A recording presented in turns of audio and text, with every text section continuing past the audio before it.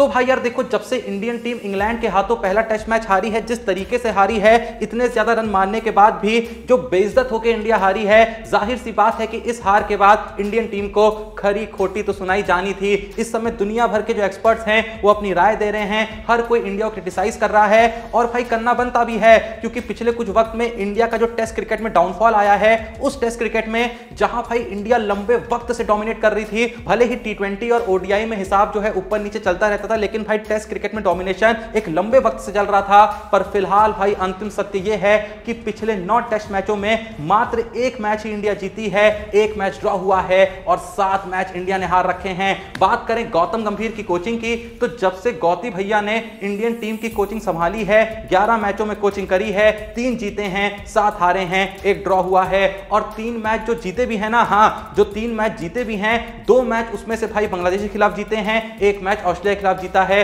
वरना जितने भी भाई बाकी मैच रहे हैं लगभग सारे के सारे हारे। ये भी मेरी गलती है। नहीं भाई मेरी गलती है। नहीं मेरी गलती है। नहीं बाबा नहीं।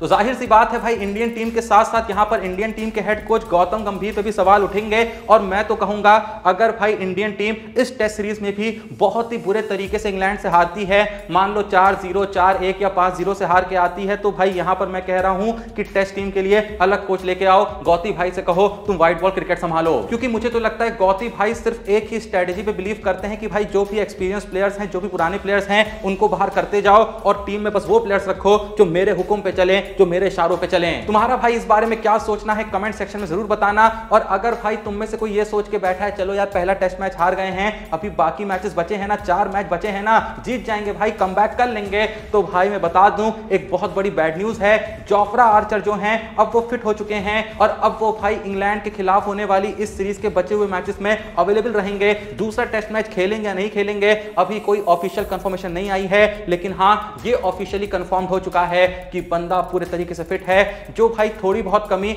हमें इंग्लैंड की पेस बॉलिंग में देखने को मिल रही थी, अब वो कमी भी दूर होने वाली है। खैर जहां मैं कह रहा था कि इंडिया की इस हार के बाद दुनिया भर से लोग अपनी अपनी राय दे रहे हैं, कल के दिन इंडिया के एक्स क्रिकेटर सबा करीम की तरफ से एक स्टेटमेंट सामने आता है जहां वो कहते हैं कि कुलदीप यादव को क्यों नहीं खिला रहे हो, कुलदीप यादव को आखिर मौका क्यों नहीं दे रहे हो। उनका कहना है कि कुलदीप यादव ने होम सीरीज में इंग्लैंड के खिलाफ 17 विकेट्स लिए, जब वो बॉल रिलीज करता है तो कोई भी इंग्लिश बैटर उसे समझ नहीं पाता, तो फिर ऐसे बॉलर को आप क्यों नहीं खिला रहे हो। क्या आपको भी लगता है कि कुलदीप यादव को टेस्ट टीम में मौका मिलना चाहिए? अगर आपको ऐसा लगता है तो कमेंट सेक्शन में जरूर बताइएगा। उसके अलावा इंग्लैंड के एक्स कैप्टन ने भी यहां पर एक स्टेटमेंट दिया है, मैं बात कर रहा हूं नाजिर हुसैन की। उन्होंने कहा कि पिछले 10 सालों से इंडिया के पास स्पिन बॉलिंग ऑलराउंडर्स रहे हैं जैसे अश्विन, जडेजा और अक्षर पटेल, लेकिन इंग्लिश कंडीशंस में उन्हें एक सीम बॉलिंग ऑलराउंडर की जरूरत है और उसके लिए हार्दिक पांड्या सबसे बेस्ट ऑप्शन है। बहुत टाइम से बातें चल रही हैं कि हार्दिक पांड्या को टेस्ट में लाना चाहिए, लेकिन उनकी फिटनेस का ही मसला रहता है,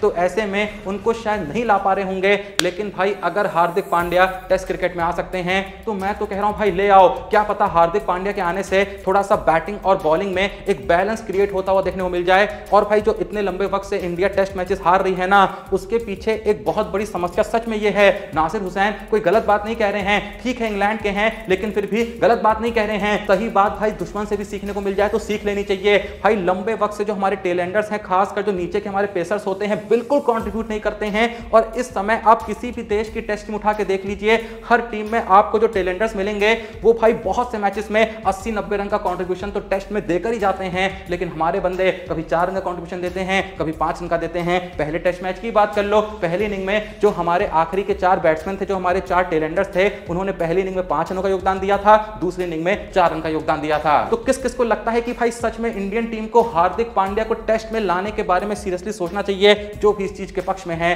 कमेंट सेक्शन में बता दो। बाकी यार कल के दिन इंडिया के एक्स बैट्समैन मोहम्मद कैफ ने भी एक राय यहां पर दी है मोहम्मद सिराज को लेके। उन्होंने कहा कि लोग कहते हैं कि मोहम्मद सिराज ने बहुत मेहनत की, दिल से बहुत ज्यादा बॉलिंग कर रहे थे, लेकिन सर दिल से मत डालिए, दिमाग से बॉलिंग करिए और ऐसी लाइन और लेंथ पे डालिए जहां हमें विकेट्स मिल सकें। खैर देखो यार हमको इन समस्याओं पे तो काम करना ही होगा, चाहे फिर वो टेलेंडर्स की समस्या हो या फिर चाहे एक अच्छे पेस ऑलराउंडर ऑलराउंडर की समस्या हो, या फिर चाहे कुलदीप यादव को लाना या नहीं लाना है उस बारे में सोचना हो, या फिर चाहे मोहम्मद सिराज की बॉलिंग को लेकर टिप्पणी करनी हो, इन सारी समस्याओं पे सोचना बनता है, बिल्कुल बनता है।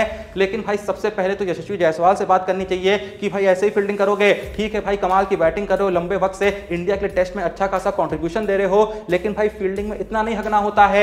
जितने रन तुम मार रहे हो उसके बदले में जितने कैचेस छोड़ते हो उससे ज्यादा रन तो पड़वा देते हो। भाई टी20 और ओडीआई में 2 पल के लिए कैच छोड़ दो ना तो बहुत ज्यादा नुकसान नहीं होता है, नुकसान वहां भी होता है। इसीलिए तो कहते हैं कैच छूटा मैच छूटा। लेकिन जायसवाल भाई को यह बात समझ में ही नहीं आ रही है, उनको कौन समझाएगा भाई कि एक कैच की टेस्ट में कितनी ज्यादा कीमत होती है, क्योंकि एक कैच के बदले बैट्समैन इतने रन मार के जाता है कि पूरा का पूरा मैच खींच के ले जाता है। मैं बता दूं कि जायसवाल ने पिछले 9 टेस्ट मैचों में 7 कैच लिए हैं और 12 कैचेस ड्रॉप कर रखे हैं। लेकिन उसके बावजूद भी जायसवाल भाई को चलते हुए टेस्ट मैच में, वो भी उस टेस्ट मैच में जहां इंडिया वन साइडेड तरीके से हार रही है, इतने ज्यादा रन मारने के बावजूद भी शर्मनाक तरीके से हार रही है, लेकिन ये भाई साहब मस्त डांस करने में लगे हुए थे। तुम्हें शर्म है? कुछ शर्म आया है?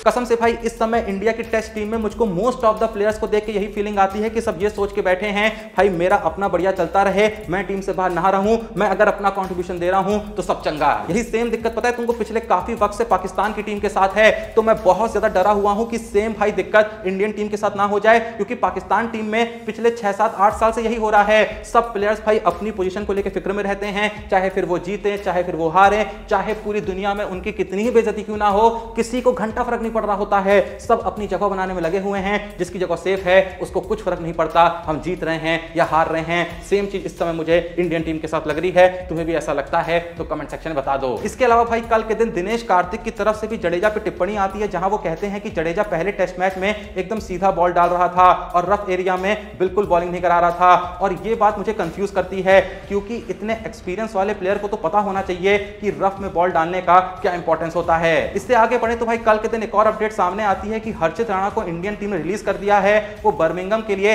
इंडियन टीम के साथ रवाना नहीं हुए हैं, उन्हें एज अ बैकअप पेसर रखा गया था। लेकिन अब गौती भाई को लग गया होगा कि चलो भाई पॉलिटिक्स के चलते इसको टीम में शामिल तो कर लिया था एज अ बैकअप पेसर, लेकिन जब मेन पेसर से नहीं हो रहा है तो इससे क्या ही होगा, क्योंकि इसने भी टेस्ट में क्या ही उखाड़ रखा है भाई। 3 इनिंग में मात्र 4 विकेट लिए हैं, 50 से ज्यादा की इसकी बॉलिंग एवरेज है, तो ये भी क्या उखाड़ लेगा। चलो भाई अब जल्दी से कुछ और अपडेट्स में नजर डाल लेते हैं। कल के दिन रोहित शर्मा ने स्टार स्पोर्ट्स से बात करते हुए एक बहुत ही कमाल की बात शेयर करी। जैसा कि आप जानते हैं कि रोहित शर्मा की कैप्टनसी में ऑस्ट्रेलिया ने हमको फाइनल में ओडीआई वर्ल्ड कप हराया था। उसके बाद जब टी20 वर्ल्ड कप 2024 हुआ था, वहां रोहित शर्मा ने ऑस्ट्रेलिया के खिलाफ कमाल की पारी खेल के ऑस्ट्रेलिया को भी हराया था। तो भाई उन्हीं दोनों इंस्टेंसेस को कंपेयर करते हुए कल के दिन रोहित शर्मा स्टार स्पोर्ट्स से बातचीत करते हुए कहते हैं कि ऑस्ट्रेलिया ने हमारा 19 नवंबर खराब कर दिया था और पूरे देश का भी ओडीआई वर्ल्ड कप फाइनल में सपना तोड़ा था, तो हमने सोचा उनको भी एक गिफ्ट देना चाहिए। ऐसी बातें हम ड्रेसिंग रूम में करते रहते हैं। हमारे दिमाग में था कि अगर हम ये मैच जीत गए तो ऑस्ट्रेलिया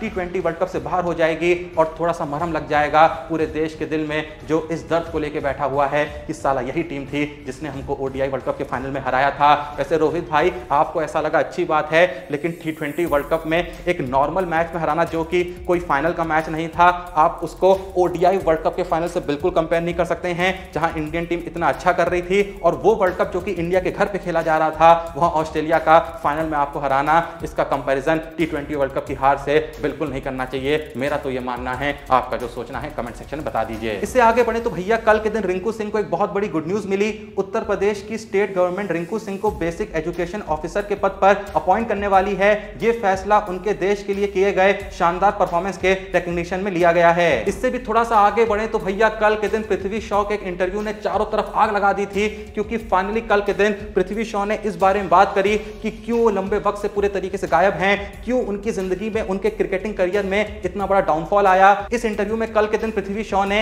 एक बहुत ही बड़ी गलती अपनी एक्सेप्ट करी, जहां उन्होंने कहा कि पिछले 2 सालों में मैंने बहुत गलतियां की, मैंने क्रिकेट को बिल्कुल भी टाइम नहीं दिया, पूरे तरीके से क्रिकेट को मैंने टाइम देना बंद कर दिया था और कुछ दोस्तों ने मुझे डिस्ट्रैक्ट कर दिया था। लेकिन शॉ कह रहे हैं कि अब मैं इन गलतियों को सुधारूंगा और वापस से क्रिकेट में कमबैक करूंगा। लेकिन पृथ्वी शॉ भाई ये जानते नहीं हैं कि जो लोग लोग डिस्ट्रैक्ट नहीं हुए, जिन लोगों ने लगातार मेहनत करना जारी रखा, वो कमबैक नहीं कर पाए। आप तो पता नहीं कहां ही गायब हो गए थे। अब आपका कमबैक करना बहुत मुश्किल है, लेकिन नामुमकिन नहीं है। खैर, अब अगर नजर डालें भाई आज की लास्ट अपडेट पे, जैसा कि आपको पता ही होगा कि सितंबर अक्टूबर के आसपास एशिया कप होने वाला था, लेकिन फिर ये पहलगाम अटैक हुआ। उसके बाद इंडिया और पाकिस्तान के बीच जो पहले से ही रिश्ते खराब थे, वो और ज्यादा बर्बाद हो गए, जो कि होने भी चाहिए थे। और भाई इनसे तो किसी मामले में किसी को भी रिश्ता नहीं रखना चाहिए, मैं तो सीधे कह रहा हूं। पर फिर भी मैं आपको बता दूं कि एशिया कप जो है वो भाई कैंसिल नहीं हुआ है। सोनी स्पोर्ट्स ने कंफर्म करा है पोस्टर जारी करके कि एशिया कप 2025 होगा, लेकिन जो पोस्टर जारी किया है उसमें भैया पाकिस्तान दिख नहीं रहा है, उसमें सिर्फ और सिर्फ श्रीलंका और बांग्लादेश फिलहाल दिख रहे हैं। बाकी जो छोटी मोटी टीमें होती हैं एशिया की,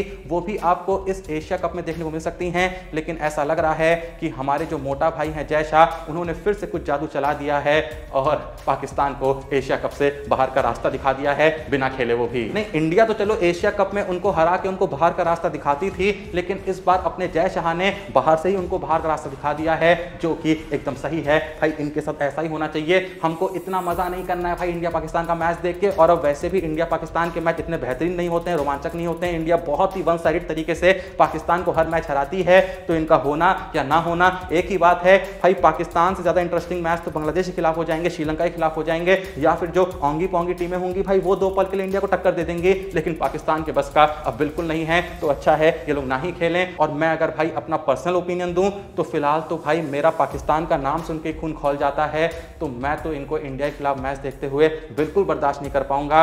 और अगर इंडियन टीम इनके खिलाफ मैच खेलेगी तो भाई ये सही बात भी नहीं है। खैर, तुम इस बारे में क्या सोचते हो जल्दी से कमेंट सेक्शन में बता दो। बाकी वीडियो को लाइक करो, चैनल को सब्सक्राइब करो। और किस किस को लगता है कि हार्दिक पांड्या को टेस्ट क्रिकेट में सच में लाने के बारे में सोचना चाहिए, उनके कमबैक के बारे में सोचना चाहिए? अगर तुम भी इस बात में बिलीव करते हो तो भी कमेंट सेक्शन में बताओ। बाकी जैसा मैंने कहा, सब्सक्राइब करो। मिलते हैं नेक्स्ट वीडियो में, तब तक के लिए जय हिंद, धन्यवाद।